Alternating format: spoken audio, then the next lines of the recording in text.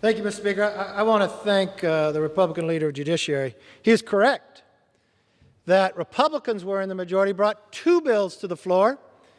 And, Mr. Speaker, I'd like to remind you and the others, and even the majority leader, that not one Democrat voted for either of those.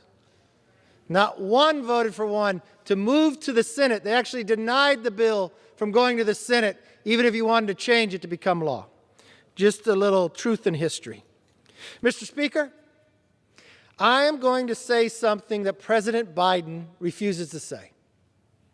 There is a crisis on our southern border. It's a humanitarian crisis. It's a public health crisis, a national security crisis. It is a Biden border crisis, and it is spiraling out of control with no signs of ending. When candidate Biden told migrants in June, immediately surge to the border, I knew his immigration policies would be bad. But I did not think it would be this bad. I did not think that would mean 13,000 unaccompanied minors in the U.S. custody. I did not think it would mean moving them from border facilities across the country, 1,000 of them to Midland, Texas, 3,000 to Dallas, and likely to more cities tomorrow. I didn't think the Biden administration would require COVID tests for American citizens entering the country, but not to illegal immigrants. I did not think Biden's own DHS secretary would have to admit that we are, and I quote, on pace to encounter more individuals on the southwest border than we have in the last 20 years, Mr. Speaker. I didn't think I would hear the president of Mexico refer to our president, Joe Biden, as the migrant president.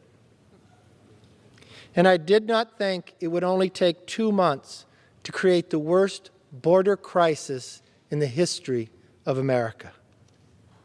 But unfortunately, Mr. Speaker, that's exactly what happened. When I visited the border on Monday, one thing was abundantly clear. This crisis, Mr. Speaker, started on midnight, January 20th. It started when President Biden stopped building the wall, even though there are only a few miles left to complete.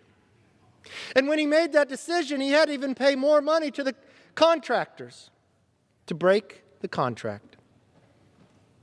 And when he promised to make all 11 million illegal immigrants citizens.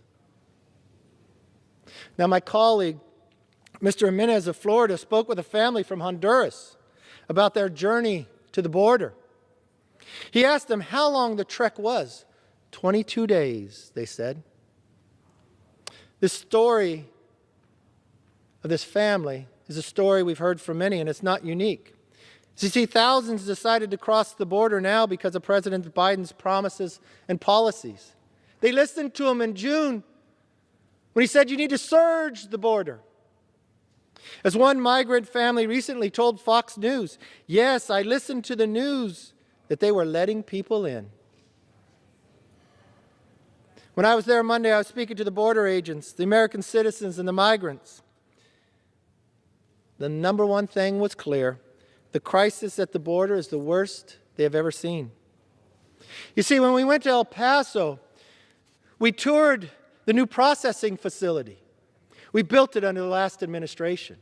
It's huge, 98,000 square feet. And when I asked the chief of the Border and Customs, Chief Chavez said, we built it so large with capacity, we didn't believe it could ever meet capacity. But that day we marked history.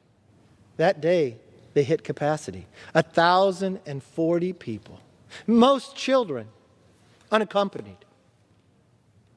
You know what it meant when you hit capacity?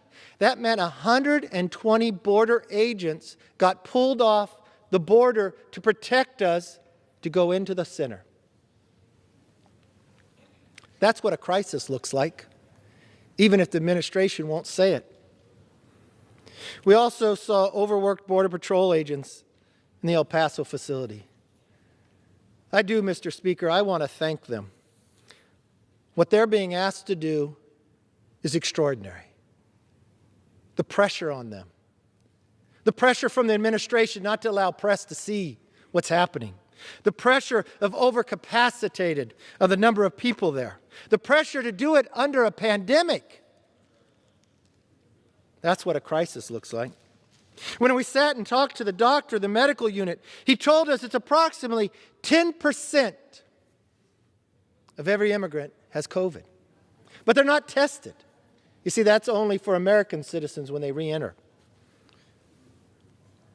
But they're not tested and they're sent to other cities. And as many as know here, you could be tested and you're positive, but the person you've been standing around, put into one unit with for a number of days, sleeping very close next to, having to interact the entire time in one unit, closed unit, that you'll come positive in the next 5 days. But that's okay because you'll be shipped to another city. But that city has been trying to combat this pandemic. Who knows what happens next? And more alarming, the most alarming, Mr. Speaker, was when we were briefed in Monument 3 in El Paso.